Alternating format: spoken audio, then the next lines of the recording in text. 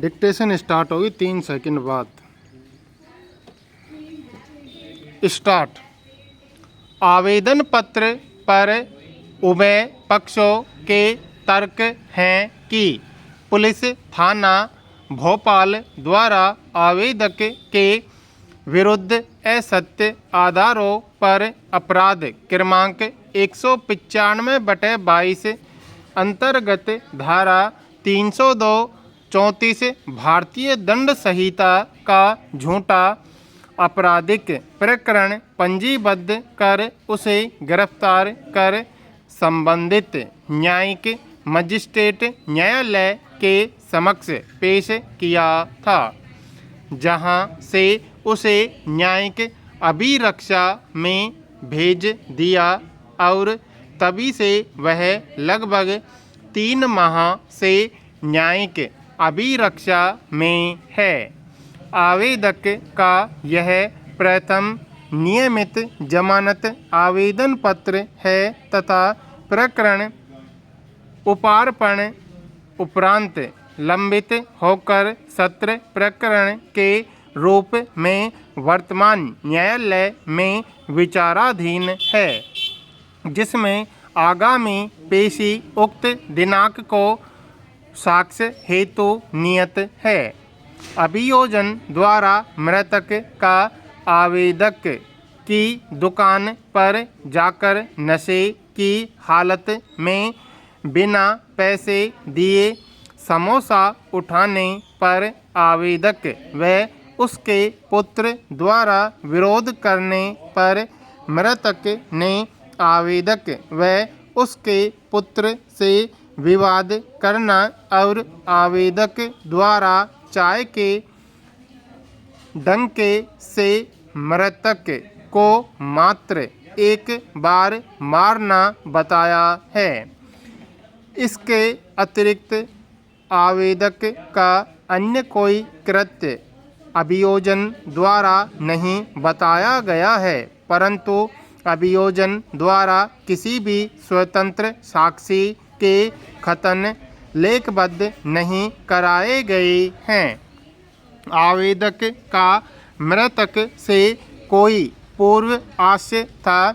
आवेदक सभ्य परिवार का व्यक्ति होकर अपने परिवार का एकमात्र कर्ता धर्ता है। आवेदक निर्दोष है, उसे मामले में झूठा फंसाया गया है। उसका प्रकरण से प्रत्यक्ष या परोक्ष रूप से कोई संबंध नहीं है। उसका कोई पूर्व आपराधिक रिकॉर्ड नहीं है। आवेदक 50 वर्षीय वृद्ध है। यदि उसे अधिक समयावधि तक न्यायिक अभिरक्षा में रखा जाता है तो उसकी मान प्रतिष्ठा और परिवार पर आर्थिक संकट स्थिति उत्पन्न होने की पूर्ण संभावना है। आवेदक उचित प्रतिभूति प्रस्तुत करने हेतु तत्पर है। आवेदक के आगने या फरार होने की संभावना नहीं है।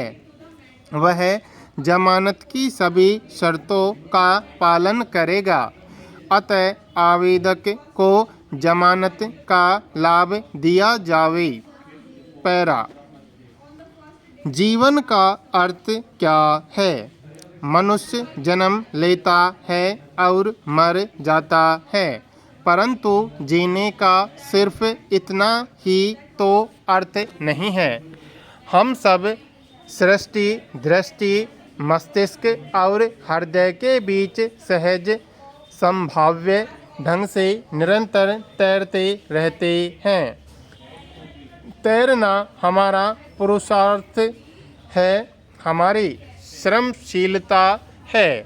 तैरने का अंतिम पड़ाव हमारी समस्त चेतनाओं को शांत कर देता है।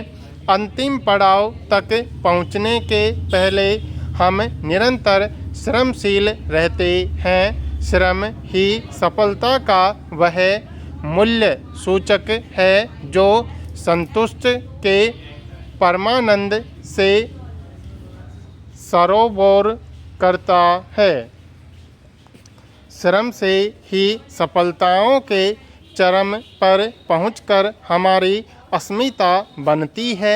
अस्मिता यानी पहचान। पहचान ही शाश्वत होने की क्षमता देती है और इसी से हम मृत्यु के पार भी निरंतर जीवित रहते हैं।